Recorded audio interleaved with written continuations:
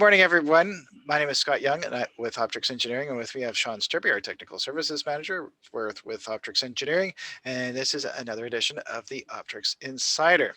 Our three topics today include SuperMicro has a supply chain attack, CRA, the Canada Revenue Agency, suspends 100,000 accounts, and finally, the Silver Sparrow affects 30,000 macOS devices.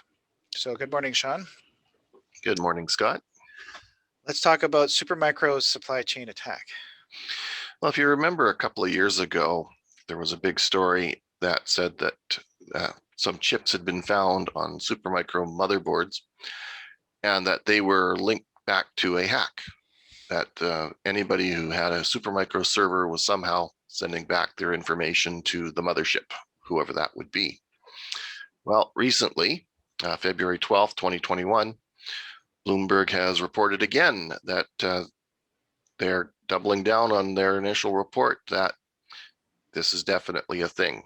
So they're saying that they have found that the chips are not third-party added, but likely were included because somebody high up who was doing design work managed to include them. We haven't seen any of that evidence yet, and SuperMicro is saying that they have not been contacted, nobody's told them. So at this point, it's a he said, she said sort of thing. Okay, now perhaps expand on what this mystery chip does. This mystery chip basically allows the server, that's whatever you're running on it, to send information back to whoever has implanted this chip into the system. Also gives them remote control access. So since this starts up even before the operating system, it's part of the actual hardware, it has access to literally everything on that computer or on that server. And the compelling thing is that you might not know of SuperMicro like you know of Google and Microsoft and Facebook, but quite often they will, all of these large companies, they will use motherboards from SuperMicro. SuperMicro is known in the industry as providing good, reliable hardware, and it's literally everywhere. Any idea who the bad actor is? It sounds like they're talking about that they're trying to blame the Chinese government or somebody in the Chinese government, but we'll have the link to the article below where they're basically saying we've been warning sensitive partners to not include these particular systems in sensitive locations like the Pentagon. Yeah, interesting. That, you know, when it comes to hackers attacking a network, often there's many different vectors. One is they'll just try to brute force into your network after your network is established. Also, there's social engineering, where that's where the phishing emails where they'll try to get you to click a link that you shouldn't, that triggers some software and gives them access that way. But the sneakiest way to do it is to include it on the hardware that you install into your network, not knowing that it has this bug backdoor pre-built in. So they're already in without having to do anything, and that comes right from the manufacturer. And we had as a reminder, a few episodes ago, you mentioned that there were some laptops in the UK that came pre-installed with malware, and they weren't sure where along the supply chain that got installed. But it goes to show you there's so many different ways hackers can come at you, unfortunately. Especially and there was another article a while back on Cisco switches that had an additional chip added. Now, in that case, it was to bypass the licensing so that this copy hardware could also run the legitimate Cisco code. Right. But it's the same idea. Something that's added on to a board that makes it behave in an unexpected way. And usually, well, maybe not say usually, but often When it comes to supply chain attacks, that's a perhaps a nation state or a much higher level hacker that would be doing that versus just your garden variety in their basement kind of person. So interesting world out there. Let's talk about CRA's suspension of 100,000 accounts. And friendly reminder, that's the Canadian Revenue Agency for those of you in Canada. Correct. Yeah. So Canadians have an account where they can check to make sure that all of their income tax has been paid. Well, on February 16th, about 100,000 people received an email saying, your email address has been temporarily removed from your account, and please call in to get access to your account again. So that was kind of concerning. Their communication was maybe a little not as forthcoming. And so a lot of people were very concerned, and because of the volume, nobody could get through on the actual phone lines. So what CRA has since come out and said is that what they found was that 100,000 or a number of accounts were found on the dark web for sale. And so to mitigate any credential stuffing attack, they took this 100,000 accounts that were common between the breach and the CRA and said, temporarily, we will disable access until you can provide some additional verification. So that's actually a good thing, but the way they communicated it was not the greatest. Now, they did say and clarified that no accounts were compromised, and it was not because CRA itself was breached that these 100,000 accounts were on the dark web. If you've been to the Have I Been Pwned website, you will no doubt see that if you put in your email address, that if you've used that email address across a couple of hundred sites, some of them have been compromised. So if you use the same username and password at site A as you did on site B, now the hackers know if they have that information. And CRA just wanted to make sure that they weren't one of the site Bs that the hackers tried. Well, at least they were proactive, could have explained exactly what was going on, but maybe they just didn't want to really put it in writing. I guess they ultimately did. Plus, of course, you have 100,000 people trying to access I don't know how large their call center is, but accessing it at the same time causes more problems as well. Mm-hmm. But interesting. Yes, and it's also, they say that they will never call or email you about your account. They'll always send it as a regular mail.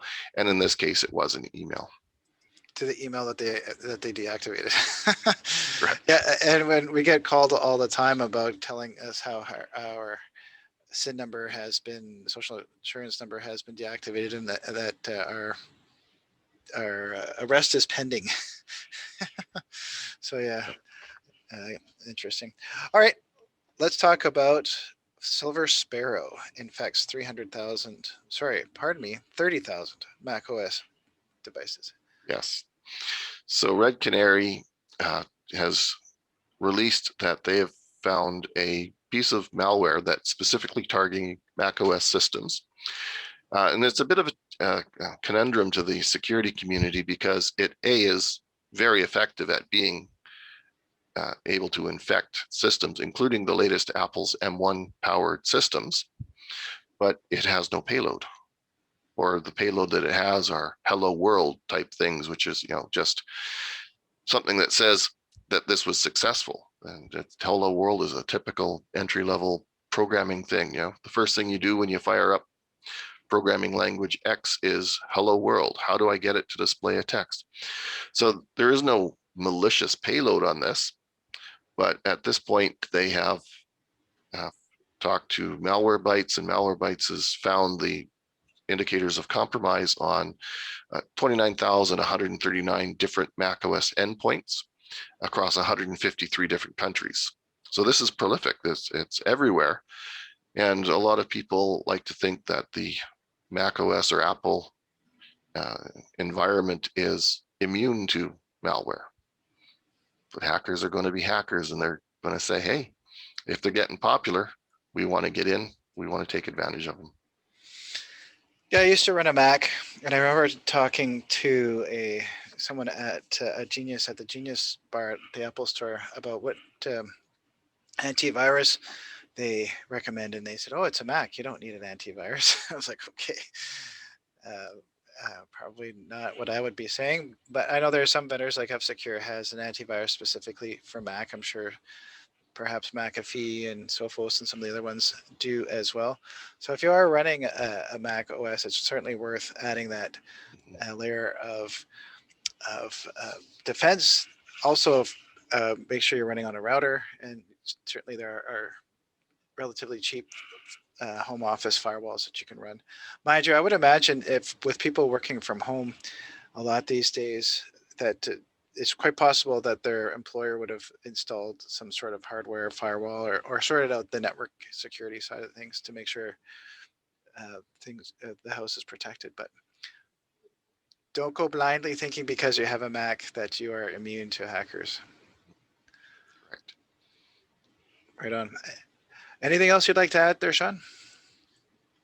A little bit of a warning. I ran across this weekend with somebody that I do family and friends type support with, and their computer kept popping up little notifications in the Windows notification bar. That's usually reserved for things like, you received an email, you should check your antivirus.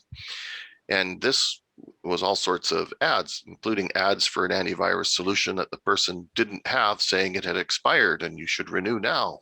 So I looked into it, and as we go out and browse the web nowadays, it's quite common for the websites to come up and pop up a little thing saying, "Hey, this website would like to send you notifications." Right. Well, this notification, or this user had said, "Okay, sure, yeah," thinking that it would only be while they were on that particular website and only while they were doing whatever it was that they were doing on that website. Well, it turns out that that notification subscription service works even if you are not in a browser. They can continue to send those notifications to you. So this is what was happening. They were getting all sorts of scareware, pop up saying, "You're infected. Please click here to solve your infection problem." Thankfully, they didn't click on any of it, and we were able to figure out what the cause was. But be careful on what you click on. Yeah, I noticed that with one of the programs I use, well, I know you've brought up, is CCleaner. Mm-hmm. And there's a free version and a paid version.